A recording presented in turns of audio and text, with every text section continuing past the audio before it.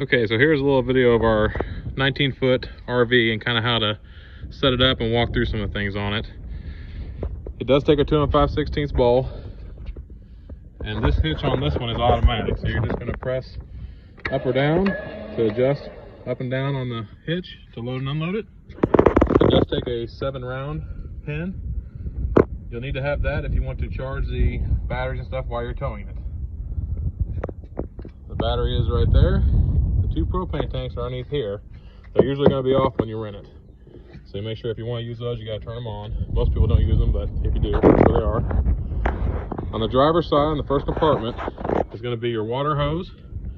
It's also going to be your electrical cord when it's in here. Right now I've got it hooked up to the house so I can show you some things. And there's also going to be this adapter. That's going to be for the drain hose. And usually on the other side, maybe sometimes this side, is a tool to use the leveling jacks on the machine, on the RV.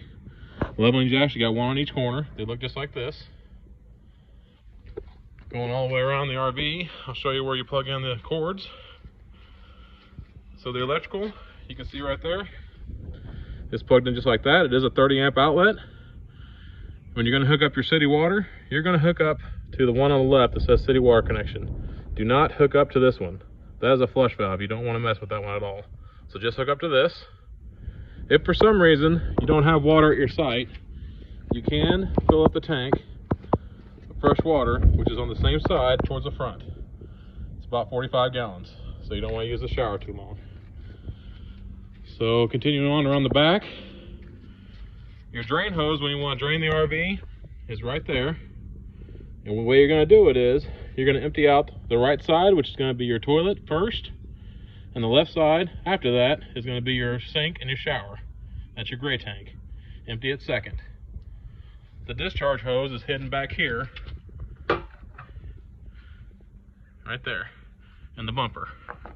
Cover that back up. We're going in the RV. So coming up in the RV, to your right is going to be your main control panel. This right here. This is your entry lights, your living room lights, which those just came on, just like that. It's also going to have your awning. Press that to extend. And that is the awning coming out there. Then press back to retract. It'll come back in. The only thing I ask on the awning is that if there's high winds or anything like that, or at nighttime, you bring it in. The other buttons up here, this is going to be your hot water heater. So most time you're going to have it on electric. Click it just like that. Gas is only if you don't have electric hookups. Your water pump, as long as you got regular city pressure, you won't have to worry about that. It'll be pressurized. If you don't have city pressure and you're running off that tank we talked about that has 45 gallons, you'll click that up and that will pressurize the system. These are just a few of the sensors as far as the tanks go. Most of the time that black tank is going to show 3/4 on most of them. It's just those sensors are always blocked up. I won't worry too much about those. I do have them dumped when you leave here. This here is a refrigerator, and this is a big one for a lot of people. Just kind of run through a little bit on this. When you get it, it's more likely going to be clicked off like that. All you got to do is press the on button once. And you want to make sure that this is pressed in for electric. If you have it depressed out, it's going to try and run off propane. And if your bottles are off, it's not going to kick on. And then you're going to be calling me saying, hey, the refrigerator won't cool down, all that stuff. Well, I'm going to tell you, well, make sure it's on electric. Just like this. So pressed in and on, both in, that's going to be electric. Your refrigerator's going to be up top here. There's also some instructions right there as far as startup. Tells you how to do it there too. Also, down here on the refrigerator part, this is an important one for anybody that has an RV before. That little white sensor right there on the right hand side, that thing falls out quite a bit. See, it just fell out right now. If it does that, it's going to have a hard time cooling down.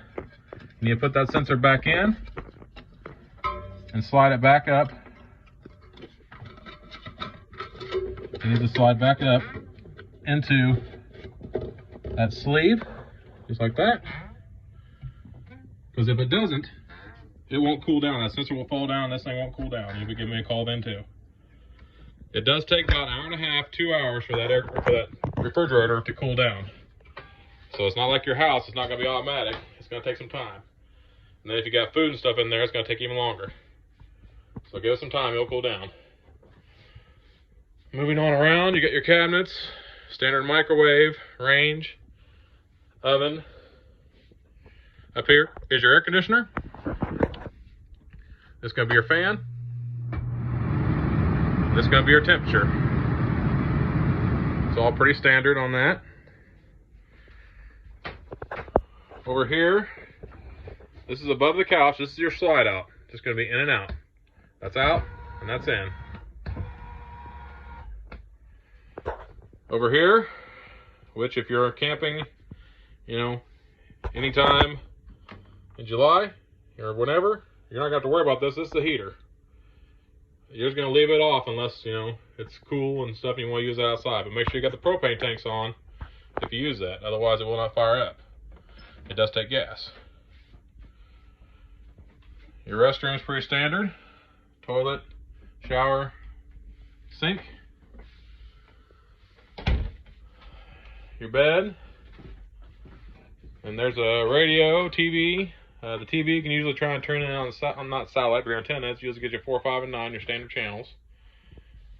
Your remotes are usually right here in this first drawer. There's the remotes.